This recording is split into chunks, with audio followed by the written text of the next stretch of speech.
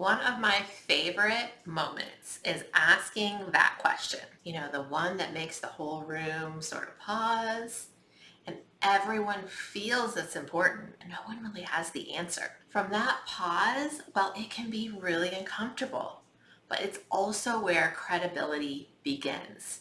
And these questions, they do not come from luck. I mean, once in a while you can get lucky, right? But for the most part, they come from analyzing the requirements and thinking through the impacts of what stakeholders say they want. So defining requirements, it's often the most visible work that we do as business analysts. It's where all the strategy, the discovery, the scope, all of that starts to pay off. Clear, concise, and actionable requirements connect the business case to the real solution, whether that's a tech build or a process change.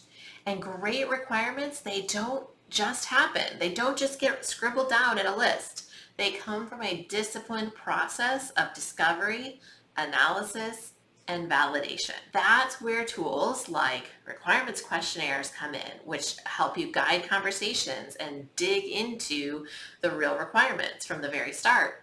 Also really important are techniques like business process maps, use cases, and data maps to explore requirements from different perspectives in ways that help you come up with questions that no one else is asking. And I'll tell you, once you embed those analysis models in your thinking, the questions will just sort of pop up while you're in a meeting.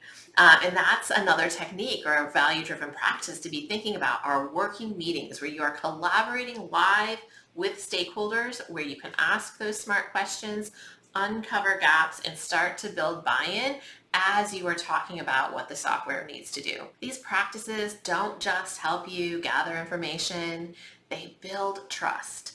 They show your team that this is the person, the business analyst, who clarifies things that others don't.